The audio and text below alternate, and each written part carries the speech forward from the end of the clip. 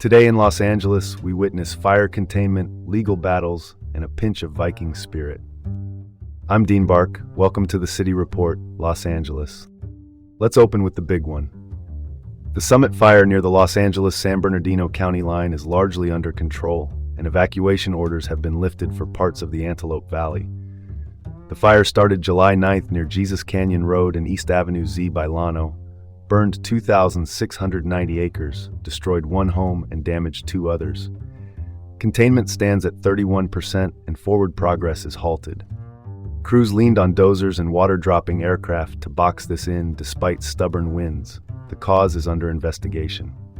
A quick note on the weather: monsoonal moisture is creeping in, which raises the risk of lightning and with it, new fire starts. Translation: good news for now, keep the go bag handy tomorrow. Call it like it is. If you're re-entering the area, expect lingering hotspots and ongoing road restrictions as crews mop up.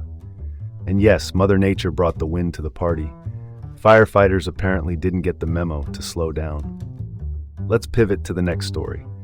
The California Public Utilities Commission, the state regulator known as the CPUC, has proposed a $22 million settlement related to violations around the 2022 mosquito fire in Placer and El Dorado counties.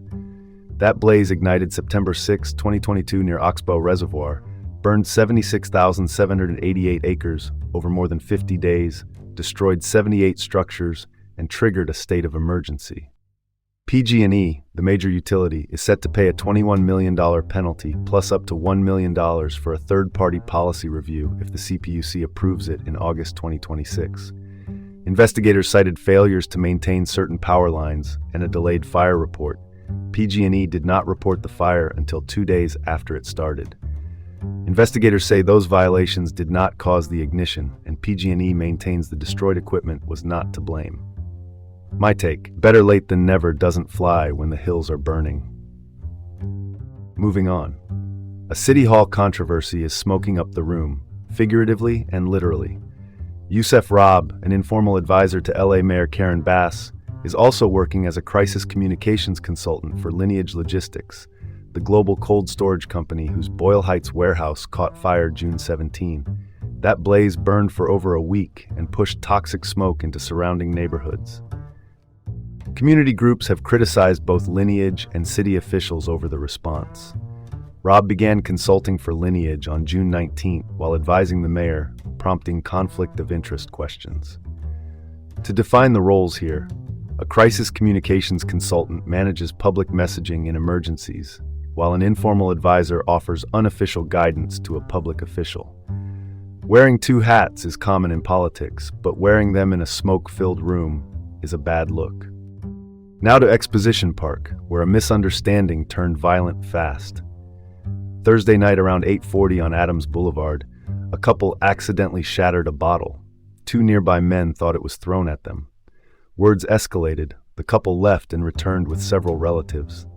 In the melee, police say a man identified as Cornell Richardson used a machete, stabbing one relative of the couple. The victim is hospitalized in stable condition. Two others had minor injuries. Richardson was arrested on suspicion of assault with a deadly weapon and, as of Saturday, remained jailed. LAPD spokesman Officer David Cuellar also noted no USC affiliation among those involved. Court records show Richardson was convicted in January of exhibiting a deadly weapon, and he was released in June on a separate misdemeanor related to carrying a knife in public. From bottle to blade in minutes. Let's not overcomplicate this. Small sparks can become big problems. And now for something completely different.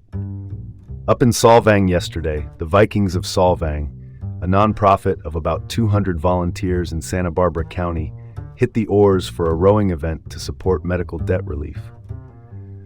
The group has been at this for 50 years, raising roughly $200,000 to $250,000 annually, and topping about $3.2 million in grants since 1974 for treatments ranging from cancer care to ALS.